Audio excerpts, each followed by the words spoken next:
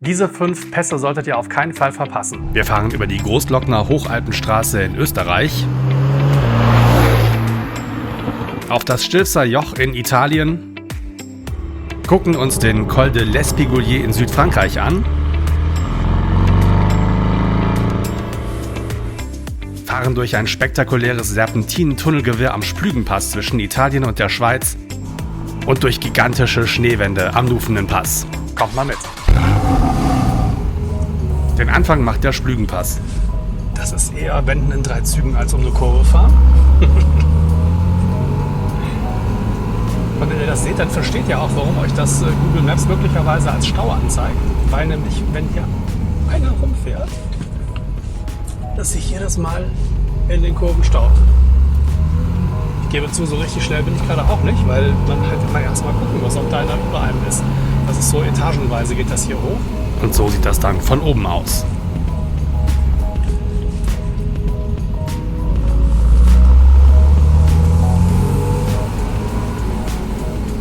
Klar, warum soll man ausladende Kehren bauen, wenn man das auch irgendwie auf engstem Raum alles machen kann? Der Splügenpass führt euch von Chiavenna in Italien Richtung Schweiz. Start ist nördlich von Mailand bzw. Bergamo. Da kommt dann nach einer Weile erstmal dieses wahnsinnige Gewusel aus engen Haarnadelkurven und vielen Tunneln.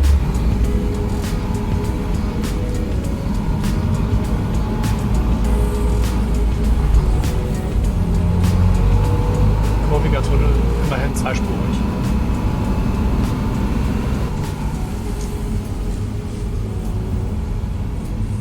Okay, auch einspurig hier. Zwischendurch könnt ihr dann mal durchatmen, dann geht es dann auch mal ein Stück geradeaus. So, Stausee.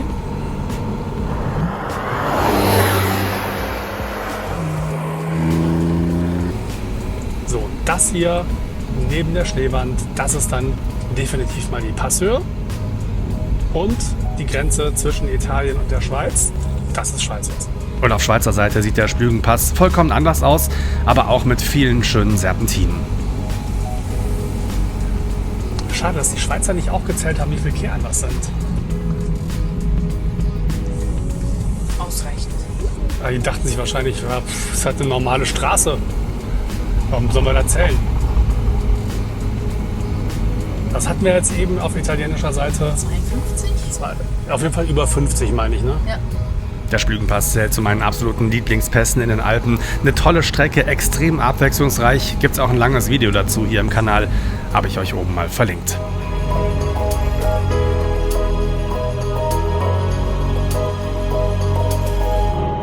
Nummer 2 in unserem Best-of, der Col de l'Espigoulier. Ich weiß, das ist natürlich kein Alpenpass, aber ihr solltet euch den trotzdem unbedingt mal angucken, gerade wenn ihr vielleicht irgendwo in der Nähe in Südfrankreich seid. Das liegt in der Nähe von Marseille, dieser Pass ist auch ein echter Geheimtipp. Das ist jetzt nicht die allerhöchste Passstraße überhaupt, ist natürlich auch viel niedriger als die höchsten Alpenpässe, aber es ist immerhin die höchste Passstraße in der Gegend um Marseille. Und wenn ihr Spaß an Kurven habt, dann seid ihr hier auf jeden Fall richtig. Gerade von Süden aus, also von da, wo wir auch mit unserem Porsche 718 Cayman gestartet sind. Das Besondere am Col de l'Espigoulier ist, dass die Strecke oft nur einspurig ist. Das macht es noch ein bisschen spannender zu fahren. Und zwischendurch habt ihr immer wieder tollen Blick Richtung Mittelmeer. Sowas geht in den Alpen natürlich einfach nicht. Auch dazu haben wir ein längeres Video. Schaut gerne mal rein und am besten abonniert ihr den Kanal. Dann verpasst ihr auch keine neuen Videos mehr und über ein Like freue ich mich natürlich auch.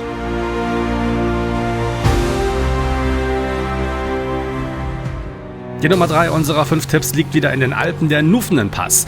Der Nufenenpass ist der höchste Schweizer Alpenpass mit 2478 Metern, jedenfalls der höchste, der komplett in der Schweiz liegt.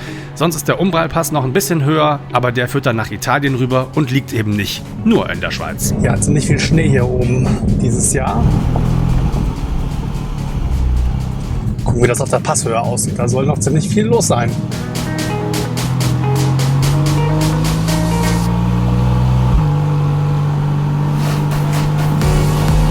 Und so wie ich das da vorne sehe, ist es eigentlich komplett weiß. Ein einziges Wintersportgebiet.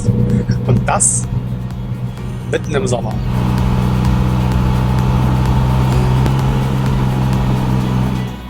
Wir waren mit unserem Porsche 911 übrigens Ende Juni auf dem Nufenen-Pass unterwegs und diese Schneewände waren alle noch aus dem vorigen Winter.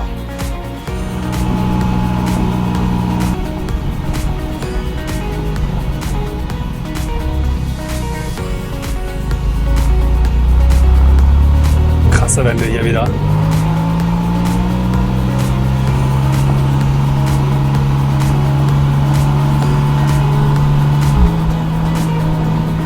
Einfach gigantische Schneeflächen, ne? Das ist ja der Wahnsinn hier. Auch an der Seite hier Berge. Die sind ja mal locker. Ja, wie hoch sind die? 4, 5 Meter? Bestimmt, ne? Ja.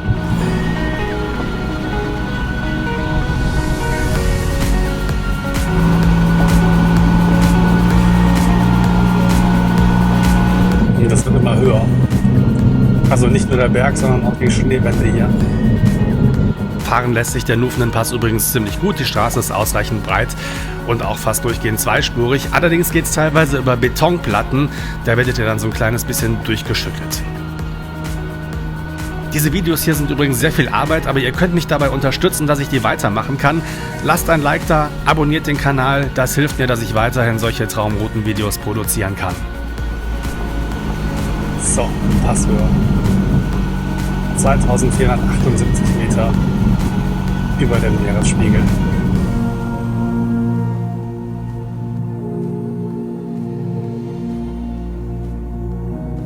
Der Nufenen-Pass verbindet übrigens Ulrichen im Rhonetal mit Bedretto im Tessin. Wir sind bei unserer Tour mit dem Porsche 911 in Richtung Westen gefahren, also vom Tessin aus gestartet.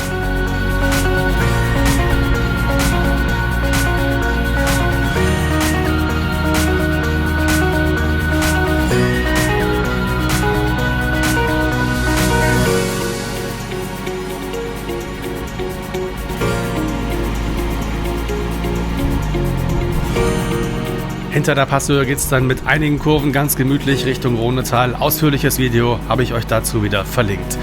Und damit sind wir bei einem Klassiker, dem Stilfserjoch. 2757 Meter, der höchste asphaltierte Gebirgspass in Italien und der zweithöchste der Alpen.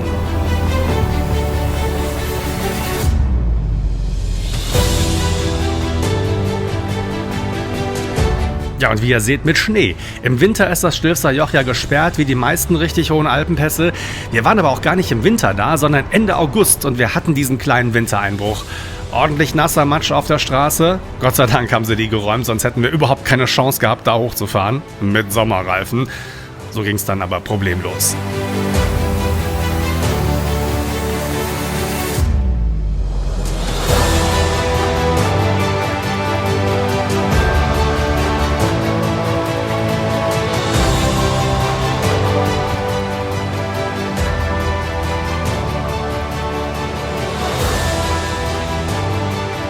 Es war durch diesen kleinen Wintereinbruch im August dann auch relativ leer, denn bei schönem Wetter ist hier oben die Hölle los. Mein Tipp fürs Stilfserjoch absolut, fahrt am besten früh morgens oder ganz spät abends hoch oder bei eher mäßigem Wetter, dann ist es meistens deutlich leerer.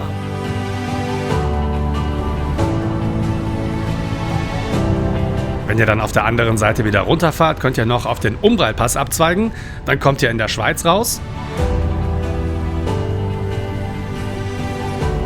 Oder ihr fahrt die Strecke weiter über die Westrampe des Stilfserjochs Richtung Bormio.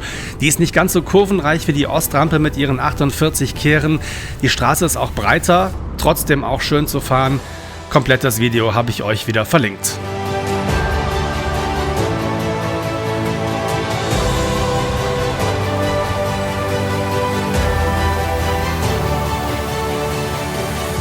Und damit zum Highlight in diesem Best-of, die Großglockner Hochalpenstraße. Geht erstmal ganz entspannt los, aber geht doch ziemlich bergauf hier schon. Also der Blick so in den Schnee ist echt Wahnsinn.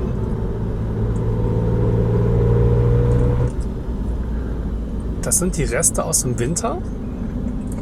Und wir haben jetzt Mitte Juni. Und es hat vor 2 Tagen noch geschneit.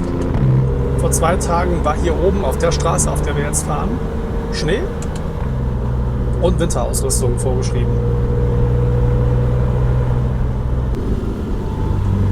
vor uns ist quasi direkt die Edelweißspitze, nur halt so ein paar hundert Meter weiter oben.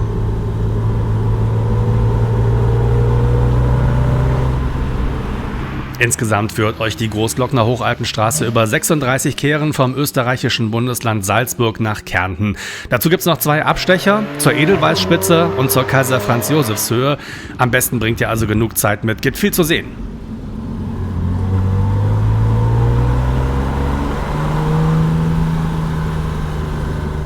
So, guckt euch das an. Ist das nicht super? Also wenn euch das hier gefällt, kann ich euch nur empfehlen, abonniert auf jeden Fall den Kanal. Wir haben noch mehr von dem Zeug. So, da kommt der Abzweig zur Edelweißspitze. Fahren wir jetzt hoch, Panoramaweg.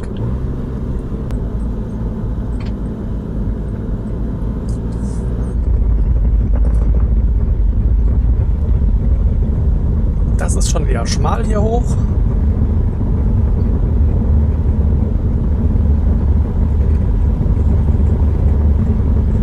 So toll befestigt an der Seite, aber lohnt sich.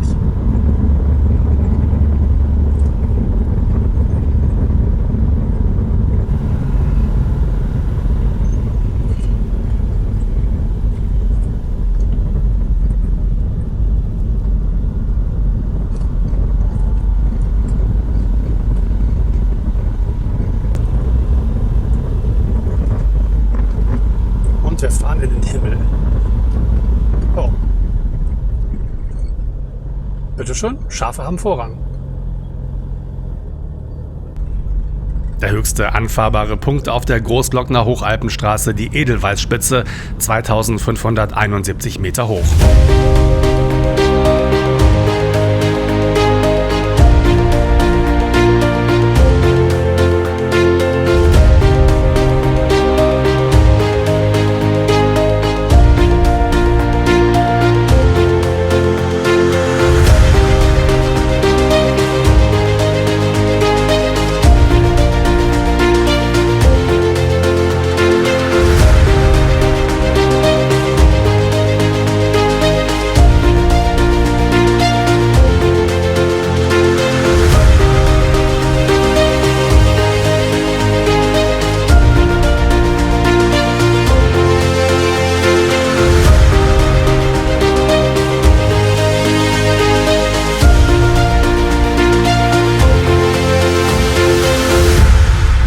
Nach diesem kurzen Abstecher geht's weiter über die Großglockner Hochalpenstraße, vorbei am Fuschertörl in Richtung Heiligenblut in Kärnten.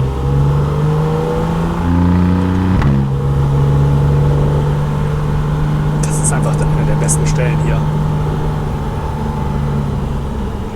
Das denken sich wahrscheinlich auch viele, die hier mit dem Rennrad hochfahren, weil hier ist dann Ziel.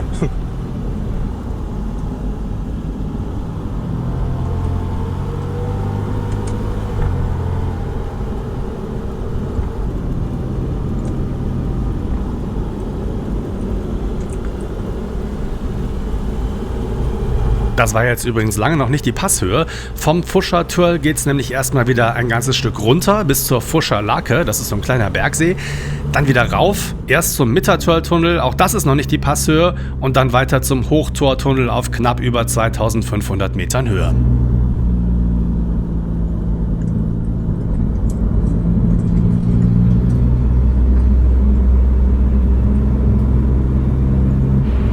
Das ist die Grenze nach Kärnten, mitten im Tunnel.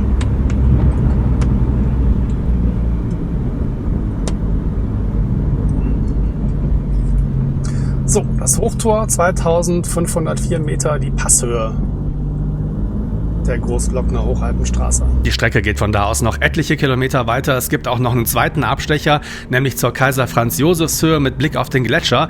Seht ihr in den beiden ausführlichen Videos zum Großglockner bei uns auf der Seite. Am besten guckt ihr gleich mal hier rein.